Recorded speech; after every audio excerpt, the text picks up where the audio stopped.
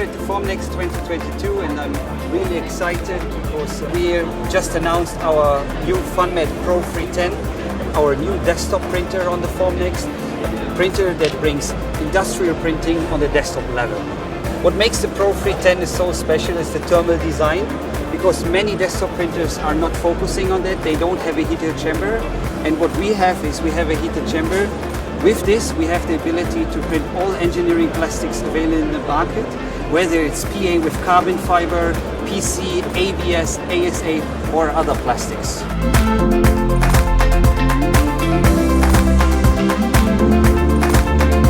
In this box, we store the materials.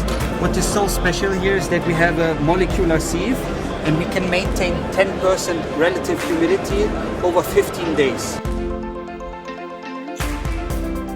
What we are proud of is to show customer parts, whether from the construction industry, racing, or even from the Navy. It shows that our customers are really successful with our technology to make parts that really help them to fulfill their needs.